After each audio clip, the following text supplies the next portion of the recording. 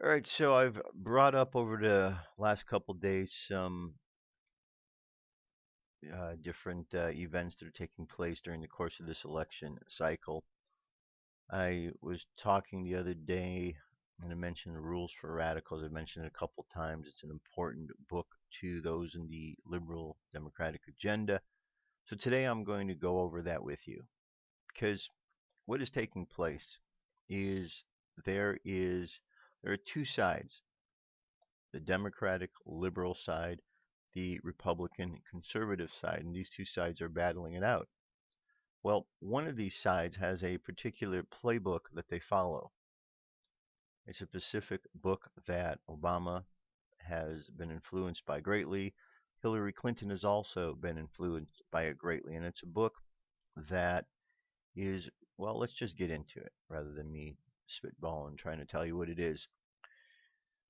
Rules for Radicals. This is over at Wikipedia. This is the entry there. It says Rules for Radicals, a pragmatic primer for realistic radicals, is the latest book, the last book published in 1971 by activist and writer Saul D. Alinsky, shortly before his death. His goal for the Rules for Radicals was to create a guide for future community organizers to use in uniting low income communities or have nots in order for them to gain social, political, legal, and economic power. Within it, Alinsky compiled the lessons he had learned through the experiences of community organizing from 1939 through 1971 and targeted these lessons at the current new generation of radicals. Divided into chapters, 10 chapters, Rules for Radicals provides 10 lessons on how a community organizer can accomplish the goal of successfully uniting people into an active organization with the power to effect change in a variety of issues. Though targeted at a community organization, these chapters also touch on other issues that range from ethics, education, communication, and symbol construction to nonviolence and political philosophy. Though published for the new generation of counterculture era organizers in 1971, Alinsky's principles have been successfully applied by numerous government, labor, community, and congregation based organizations, and the main themes of his organizational methods were elucidated upon in Rules for Radicals. They've been recurring elements in political campaigns in recent years. Okay, so one of the phrases we need to understand right off the bat here is it says this is something that was as a guide for community organizers. Well, let's see. Do we know anyone in our government that was a community organizer? We sure do. That would be Barack Obama. It says here community organizing is a process where people who live in a community in proximity to each other can come together in an organization that acts in their shared interests. Unlike those who promote more consensual community building, community organizers generally assume that social change is necessary, involves conflict and social struggle for order to generate a collective power for the powerless. The core goal of community organizing is to generate durable power for an organization, representing the community, allowing it to influence key decision makers on a range of issues over time. In the ideal, for example, this can get community organizing groups a place at the table before important decisions are made. Community organizers work with and develop new local leaders, facilitating coalitions and assisting in development of campaigns. So we have a situation here in which someone is taking on social means, using social means in order to gather communities together around some sort of collective ideas. Okay, now the author of this, let's take a look at him, Saul Alinsky, who was born in 1909 and he died on June 12th, 1972. He was an American community organizer and writer, generally considered to be the founder of modern community organizing, often noted for his 1971 book Rules for Radicals. In the course of nearly 4 decades of political organizing, Alinsky received much criticism but also gained praise from many public figures. His organizing skills were focused on improving the living conditions of poor communities across North America. In the 1950s, he began turning his attention to improving conditions in the African American ghettos, beginning with Chicago's and later traveling to the ghettos in California, Michigan, New York, and a dozen other trouble spots. His ideas were adapted in the 60s by some U.S. college students and other counterculture era organizers whom used them as a part of their strategies for organizing on campus and beyond. Time magazine wrote in 1970 that it's not too much to argue that the American democracy has been altered by Alinsky's ideas. Conservative author William F. Buckley said in 1966 that Alinsky was very close to being an organizational genius. All right, you can read a little bit more about him. And said in 1930s, Alinsky organized the Back of the Yards neighborhood in Chicago, made infamous by Upton Sinclair's 1906 novel The Jungle, which described the horrific working conditions in Union stockyards. He went on to found the Industrial Areas Foundation while organizing the Woodlawn neighborhood. IAF trained organizers and assisted in the founding of community organization around the countries. In Rules for Radicals, his final work published in 1971, 1 year before his death, Alinsky wrote at the end of his personal acknowledgments, and that's what we're going to get into now. His dedication goes to Lucifer. Okay, lest we forget the over-shoulder acknowledgement of the very first radical. From all legends, mythology, and history, he who is known where mythology leaves off and history begins, or which is which, the first radical known to man who rebelled against the establishment and did so effectively that he at least won his own kingdom. Okay, so what we have here is a book of really radical ideas, and we're going to go over this book, what it is right now. So one of the first things we're going to understand about this book is what I just read there, the acknowledgments. Now, we had a situation where Ben Carson made mention of this when he was talking at the Republican convention. He said that Saul Alinsky dedicated his book, made a dedication in his book to Lucifer. So we want to see if that's true. He also alluded that Hillary was influenced by this book and therefore, guilt by association, was being influenced by Lucifer himself. So let's take a look at this here. Here we have Rules for Radicals. It's a PDF, 209 pages for you to check out. We got the title right there, and if I scroll down, we have a section here, personal acknowledgments. And then finally we get to the second page of the personal acknowledgments. And here we have the last one, lest we forget, at least an over-the-shoulder acknowledgement to the very first radical from all our legends, mythologies, and history, and who is to know where mythology leaves off and history begins, or which is which. The first radical known to man who rebelled against the establishment and did so effectively that he at least won his own kingdom. And that's Lucifer. So yes, we do have right off the bat an acknowledgement to Lucifer from Saul Alinsky. So it kind of lets you know his mindset and where this is going at the beginning. All right, so here's our contents. And let's go down here. Prologue. The revolutionary force today has two targets, moral as well as material. The young protagonists are the one movement reminiscent of the idealistic early Christians, yet they also urge violence and cry, burn the system down. They have no illusions about the system, but plenty of illusions about the way to change our world. It is to this point that I have written this book. These words are written in desperation, partly because it is what they do and will do that will give meaning to what I and the radicals of my generation have done with our lives. They are now vanguard, and they had to start almost from scratch.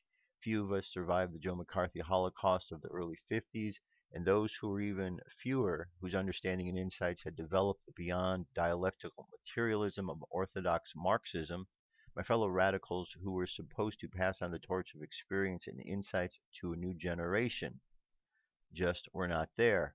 As the young looked at the society around them, it was, in their words, materialistic, decadent, bourgeois in all its values, bankrupt, and violent. Is it any wonder that they rejected us in toto? Today's generation is desperately trying to make sense out of their lives and out of the world. Most of them are products of the middle class. They have rejected the materialistic backgrounds, The goal of a well paid job, suburban homes, automobile, country club memberships, first class travel, status, security, and everything that meant success to their parents. They have had it. They watched it lead their parents to tranquilizers, alcohol, long term endurance, marriages or divorce, high blood pressure, ulcers, frustration, and disillusionment of the good life. They seem the almost unbelievable idiocy of our political leadership. In the past, political leaders, ranging from the mayors to governors to the White House, were regarded with respect and almost reverence. Today, they are viewed with contempt. This negativism now extends to all institutions from the police and the courts to the system itself. We are living in a world of mass media which daily exposes the society's innate hypocrisy, its contradictions, and the apparent failure of almost every facet of our societal and political life. The young have seen their activist participatory democracy turned into its antithesis, nihilistic bombing and murder. The political panaceas of the past, such as the revolutions in Russia and China, have become the same old stuff under a different name. The search for freedom does not seem to have any road or destination. The young are inundated with a barrage of information and facts so overwhelming that the world has come to seem an utter bedlam, which has them spinning in a frenzy looking for what man has always looked for from the beginning of time, a way that has some meaning or sense. A way of life means a certain degree of order where things have relationship that can be pieced together into a system that at least provides some clues to what life is about.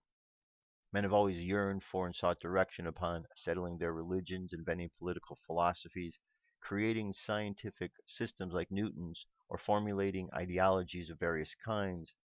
This is what is behind the common cliche, getting it all together, despite the realization that all the values and factors are relative, fluid, and changing, and it is possible to get it all together when only relatively, these elements will shift and move together just like the changing patterns in turning a kaleidoscope. Okay, there's a lot more to this prologue. I'm just going to move on from here. And I'm going to jump ahead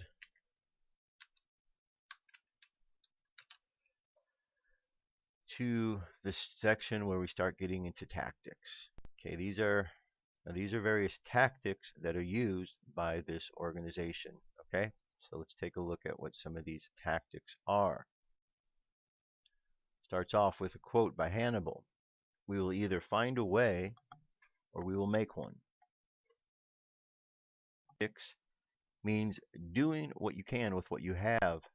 Tactics are those consciously deliberate acts by which human beings live with each other and deal with the world around them. In the world of give and take, tactics is often the art of how to take and how to give. Here our concern is with the tactic of taking, how the have-nots can have power, how the have-nots can take power from the haves. Okay, so what we're doing is we're looking at a system of how to take something. Okay, how those who have not are going to take something from those who have. For an elementary illustration of tactics, take parts of your face as the point of reference, your eyes, your ears, your nose. First, the eyes. If you have organized a vast mass-based people's organization, you can parade it visibly before the enemy and openly show your power. Second, the ears. If your organization is small in numbers, then do what Gideon did. Conceal the members in the dark, but raise a din and clamor that will make the listener believe that your organization's numbers has more than it does. And third, the noise. If your organization is too tiny, even for noise, stink up the place.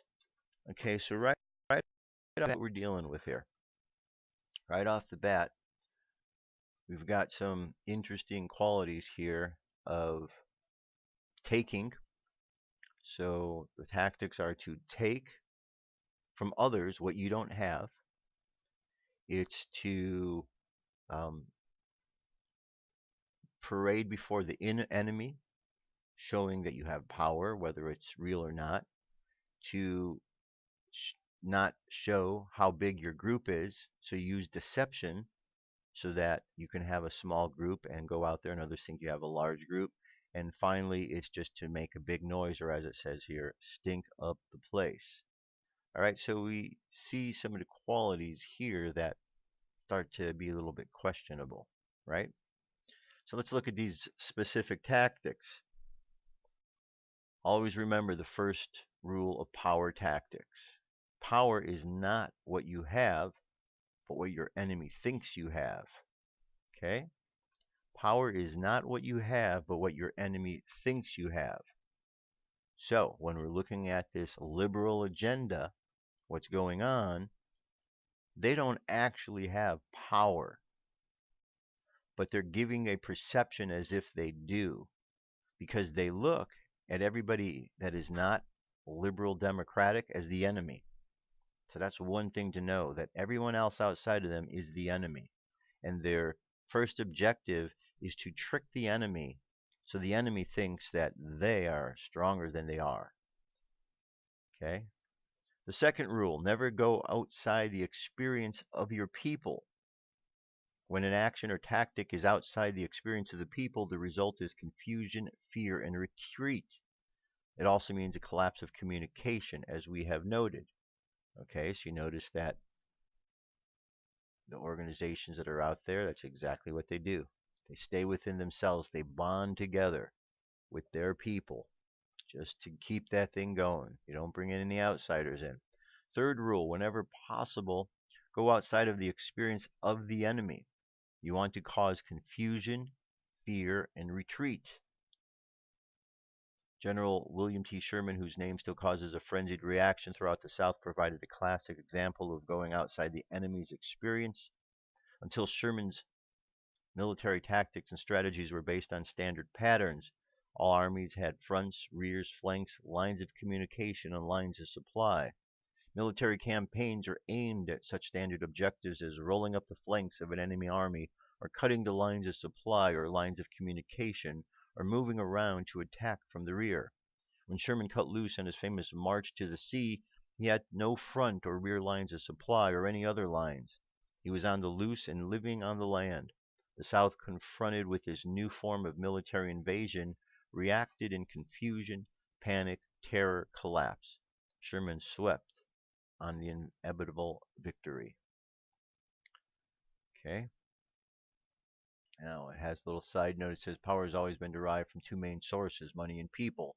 Lacking money, the have-nots must build power from their own flesh and blood.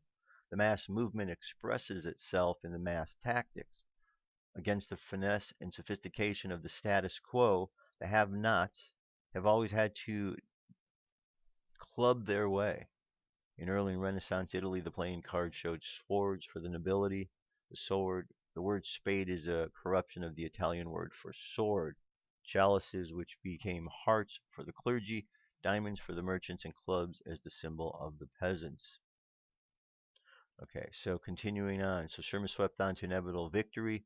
It was the tactic that years later, early in the World War II, the Nazi Panzer tank divisions emulated in their far-flung sweeps into the enemy territory, as did our own General Patton with the American 3rd Armored Division. Okay, so third rule they're trying to create panic, terror, collapse, fear. Okay, the fourth rule, make the enemy live up to their own book of rules. You can kill them with this, for they can no more obey their own rules than the Christian church can live up to Christianity. The fourth rule carries within it the fifth rule. Ridicule is the man's most potent weapon. It is almost impossible to counter-attack ridicule. It also infuriates the opponent, who then reacts to your advantage. The sixth rule is having a good tactic is one that your people enjoy. If people are not having a ball doing, there is something very wrong with the tactic. Seventh rule, a tactic that drags on too long becomes a drag. Man can sustain militant interest in any issue for only a limited amount of time, after which it becomes ritualistic commitment, like going to church on Sunday mornings. New issues and crises are always developing, and one's reaction becomes, well, my heart bleeds for those people, and I'm all for the boycott, but after all, there are more important things in life, and there it goes. So there's really not a lot of commitment to it, okay? It's a short-lived spurt that is taking place here. The eighth rule, keep the pressure on with different tactics and actions, and utilize all events of the period for your purpose. Ninth rule, The threat is usually more terrifying than the thing itself. Okay, there you go. See, the bark is more than the bite. 10th rule, the major premise for tactics is the development of operations that will remain a constant pressure upon the opposition. It is this unceasing pressure that results in the reactions from the opposition that are essential for the success of the campaign. It should be remembered that not only do the action of the reaction, but the action itself is the consequence of reaction, and the reaction to the reaction ad infinitum. The pressure produces the reaction, and constant pressure sustains action. The 11th rule is if you push a negative hard and deep enough, it will break through into its counter side. This is based on the principle that every positive has a negative. We've already seen the conversion of the negative into the positive in Mahatma Gandhi's development of the tactic of passive resistance. Okay?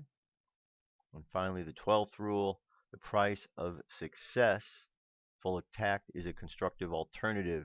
You cannot risk being trapped by the enemy in a sudden agreement with your demand saying you're right. We don't know what it is about. Now you tell us. The 13th rule, pick the target, freeze it, personalize it, polarize it. This tactic, in conflict tactics, there are certain rules that the organizer should always regard as universalities.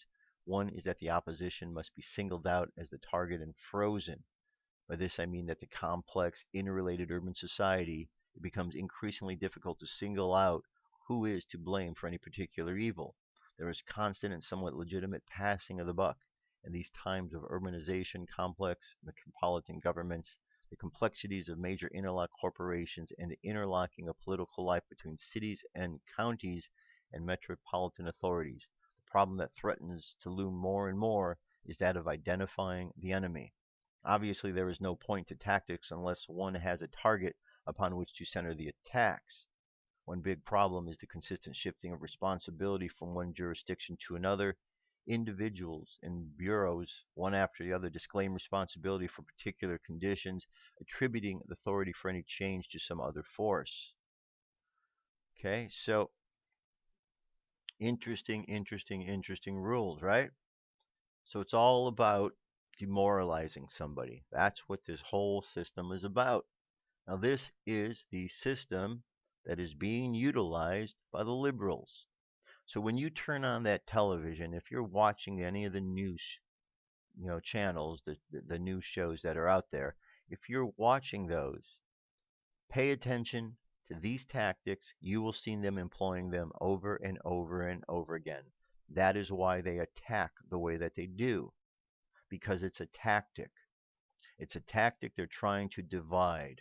So let's go over these again. Here's a one-page summary that'll make it easy for you to understand. Rule number 1, power is not what you have, but what the enemy thinks you have. So in other words, there's no power going on here. It's all an illusion. You create an illusionary power. Power is derived from two sources, money and people. Have-nots must build power from flesh and blood. So it's all about illusion. 2, never go outside the experience of your people. It results in confusion, fear, and retreat. So you want to build an organization of people that are trying to do the same thing as you, to create an illusionary image that you have power. And so you get a group of people to gather together to do that. Whenever possible, go outside the expertise of the enemy. So look for ways to increase insecurity, anxiety, and uncertainty. Okay, number 4, make the enemy live up to his own book of rules. If that rule is that every letter gets a reply, send 30,000 letters. You can kill them with this because no one can possibly obey all of their own rules. Okay, so you're overwhelming people with information. You turn one's rules against them. That's why when you hear, these shows, they press you for an answer. Give me a yes or no. Yes or no. And they're trying to force somebody into setting a rule for themselves. Yes, aha, I got you. And that's what they're doing. They're pushing you to make you fearful, to get you off balance, and it's an attack, attack, attack. That's what this is all about. Attacking. It's not about sitting back. It's about attacking and creating fear. And you gather together with a group of people in order to do exactly that. Rule number 5, ridicule is the man's most potent weapon. There is no defense. It's irrational, it's infuriating, and it also works as a key pressure point to force the enemy into concessions. Okay? So you attack by ridiculing. What are some of the first ridicules? You're racist. You're a bigot. You're homophobic. You hate America. On and on and on. It's attack, attack, attack. Because when that gets attacked, when somebody attacks and tells another person you're racist, instantly that other person is on the defensive. But now they're going to defend themselves on why they're not that. But you got them. That's the tactic. To keep them off guard, to keep the pressure on, to keep someone on their heels. And you get the group of people to do this in an effort to demoralize somebody. Okay? See where it's all going? It all makes sense, right? Now, a tactic is one that your people enjoy. So you see, you have to enjoy what you do. And basically, you have to enjoy ridiculing someone. You have to enjoy, trying to create fear in somebody. All of these tactics, you have to be able and willing to take from somebody that has to give to yourself, somebody that has not. And in that, you have to look at yourself as a victim to believe you have not in order to be able to say, okay, now I'm going to take from others. Okay? Rule number 7, a tactic that drags on too long becomes a drag. So basically, what we've got here is a situation. There's really no commitment, no honor among thieves. You only do it for a short period of time and then you move past it. Basically, what you're doing really has no purpose other than to do that. And once you feel that you've done it, then you move on to the next. Rule 8, keep the pressure on, never let up. Keep trying new things to keep the opposition off balance. As the opposition masters one approach, hit them with the flank with something new. Rule number 9, the threat is usually more terrifying than the thing itself. Imagination and ego can dream up more consequences than the activist. Rule 10, if you push a negative hard enough, it will become a positive. Violence from the other side can win the public to your side because the public sympathizes with the underdog. Okay, so first thing you got to do is you got to get yourself feeling like the underdog. You're the one being attacked. You're the one that's the victim. And therefore you're attacking because you're putting yourself in that position. Rule 11, the price of successful attack is a constructive alternative. Never let the enemy score points because you're caught without a solution to the problem. Okay? And finally, 12, pick the target, freeze it, personalize it, polarize it. In other words, you're cutting off the support network, isolate the target from sympathy, go after people and institutions. People hurt faster than institutions. You go after people, not institutions. Okay? That is why when you see these attacks, they're not attacking the Republican Party, they're attacking Donald Trump. They're attacking Donald Trump with words. And all of these tactics, do you see how they're being used? Sometimes they work on individuals, sometimes they don't. And when one tactic doesn't work, they go to the next. These tactics right here are the basic approach that is being followed by this liberal agenda. Okay? To gather together in a group of people and attack, attack, attack, keep the pressure on, use various tactics of create fear, to create the illusion that you have more power than you do, to understand that your tactic is going to be much bigger than the actual power that you actually have. It's all based on illusion to try to throw somebody off balance. That is why on a daily basis, when people buy into all of the nonsense in the news, they're buying into a tactic because that media outlet is using these tactics in order to get you. Every day, the media and those who are pushing this are trying one thing. Who is going to be demoralized today? Let's get one more person to be demoralized. So we'll put out fake polls. It's a tactic. We put out the fake polls. Those polls don't have power, but there's the illusion that they have power. Those polls and the threat of what these polls mean is much bigger than actually what the polls mean. They don't mean anything. Okay? You're just keeping the pressure on, keeping it on, keep someone on the defensive and attack their personal character. Got it? This is going to be available so you can check it out. And finally, one last story here in this regard. Newly discovered letters between Hillary Clinton and Saul Alinsky. And as we know, he was a community organizer and Marxist. Hillary Clinton, who is already presumed frontrunner for the president in 2016, has a radical past, and details are only now bubbling to the surface. Today, the Washington Free Beacon put together an excellent report about new letters between Hillary Clinton and Saul Alinsky, the infamous community organizer who wrote Rules for Radicals, a book which Alinsky dedicated to Lucifer, became the handbook for radical agitators and left-wing political causers. His efforts, which were just as evil as they were brilliant, were essential to the growth of the political left, including Marxism, as David Horowitz explains. Okay, and here we have some letters.